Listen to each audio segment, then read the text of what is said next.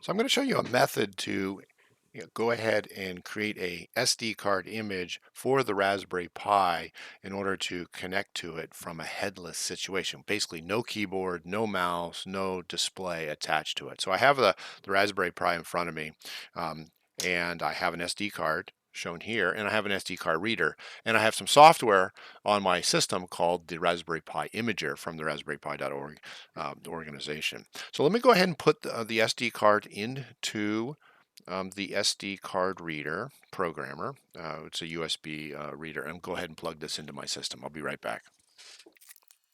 Okay, it's been installed in the system.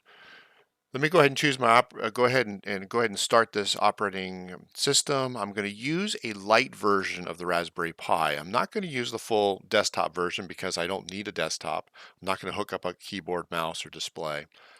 So I'm using the light version. And then I'm going to choose my storage device. Now this is the storage device that I have on my system. Yeah, I know it's the one that I plugged into my SD card. It's shown here. It's actually, I'm overwriting a previous image at this point. Now this is where you're going to set up the headless solution for it. Let me go ahead and make this a little bit better by clicking this. Okay, so I'm going to change the host name. In this case, I'm going to make it into a headless install. Headless Wi-Fi. Just, you can put any name there, it doesn't matter. I'm going to enable an SSH connection so I can create a headless connection to the Raspberry Pi. So you need that checked. I'm going to go ahead and put in the password that I want to use. And then, since this is going to be connecting to my Wi-Fi network, I need to put in the SSD and password for my local Wi-Fi network.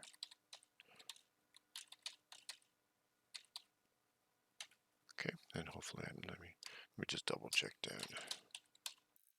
Okay, now with that, play a sound, hit save, go ahead, hit write, it's going to ask you if you want to overwrite the current data. I'm going to hit yes, and then you got to put in the system password for your operating system, at least on a Linux system. And it's going to go ahead and start doing that. So now we just got to wait until it finishes the writing and verification for that, for the USB card, for the SSD card. Okay, it is done. Go ahead, and now it says it can safely remove it from the card reader. What I find is I go ahead and do that, but then I go ahead over in your document system and I go ahead and unmount it also manually. Both the boot and root FS are from that SSD image that we just wrote. So I'll go ahead and unmount it. Now I go ahead and remove it from my system.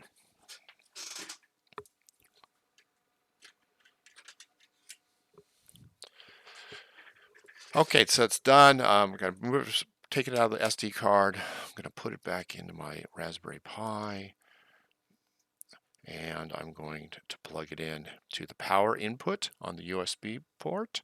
There's two USBs, and I'm going to plug in the power. Okay, sounds good. And now I got to wait for it to come up. I'm going to start a terminal session,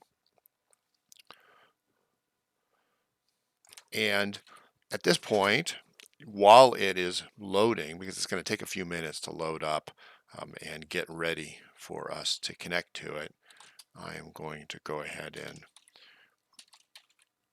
put in the IP address Pi and allow us to do the connection. Now when you click it, if it's too early, it won't detect it locally. So it's just a matter of just waiting until it comes onto the network. And if you put the Wi-Fi SSD ID and password in correctly, it will come on. It may take as much as 5 minutes.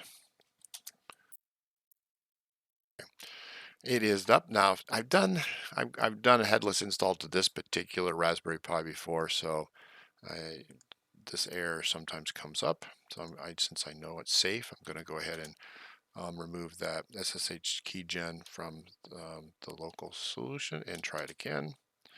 And then, okay, now you got to put in the password. Okay, now we have a headless install to my Raspberry Pi where I have no keyboard, mouse, or display connected. Hope you enjoy. Thanks.